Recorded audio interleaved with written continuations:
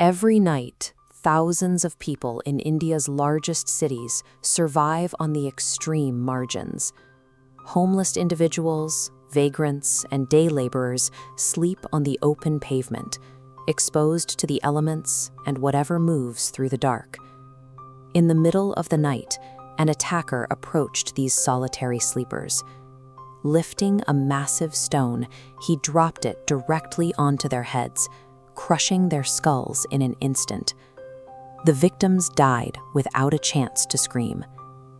These loud, violent, and messy murders took place in the heart of densely populated urban centers. Despite the brutality of the act, the city around them remained silent. The killer relied on a simple realization. The victims he chose were people society had already trained itself to ignore.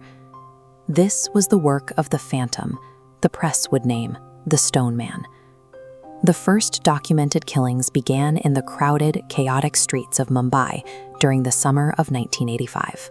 In areas like Sion and King's Circle, the killer sought out solitary rag pickers and beggars. He looked for those sleeping far away from larger groups, ensuring there were no witnesses to his approach. The attacks occurred exclusively between 11 p.m. and 4 a.m., always using a stone or concrete slab. Some of these weights reached 30 kilograms, requiring immense physical strength to lift and drop with such lethal precision. Investigators found no evidence of robbery or sexual assault. The killer gained nothing from the act, and the lack of a clear criminal driver made it impossible to predict his next move. Because the victims were marginalized and the attacks seemed random, police initially dismissed the murders as isolated incidents.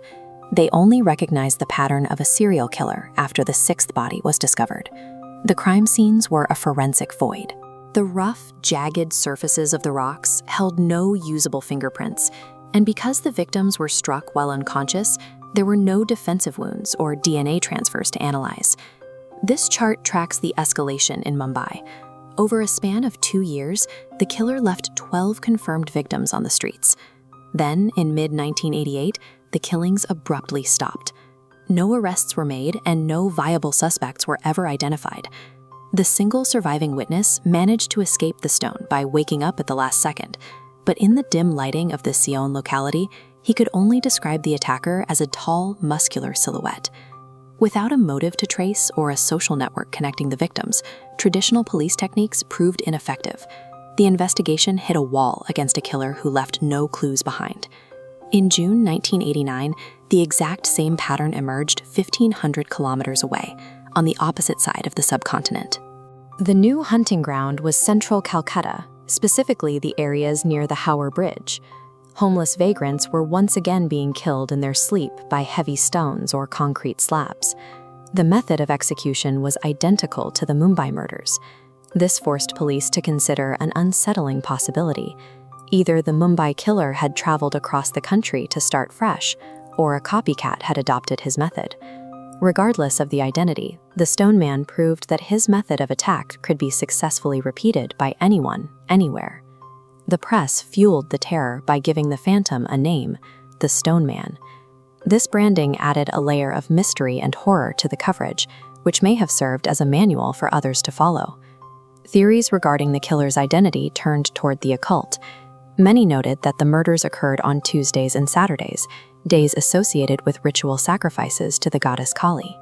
A rogue insider theory also gained traction, suggesting the killer was a member of the police. This would explain how the assailant evaded the massive midnight patrols and undercover operations designed to lure him out. The media-driven panic led pavement dwellers to form their own vigilante groups. Fear transformed the city's nightlife, with people refusing to travel alone after dark. The media myth surrounding the case created a climate of hysteria that likely complicated the police's ability to find actual answers. In February 1990, the first real physical evidence was discovered. Police found bloody footprints at the scene of the 11th Kolkata murder, identifying a man of medium build with an exceptionally long big toe on his right foot.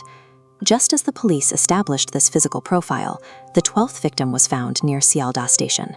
He was a teenager, killed in the early hours of the morning. After that 12th murder, the killer vanished as abruptly as he had appeared. The trail went cold in Kolkata, just as in Mumbai years earlier. In total, at least 24 people were killed across the decade. Not a single person was ever charged for these crimes. The Stoneman case remains unsolved because the killer focused his efforts on a population with no institutional protection.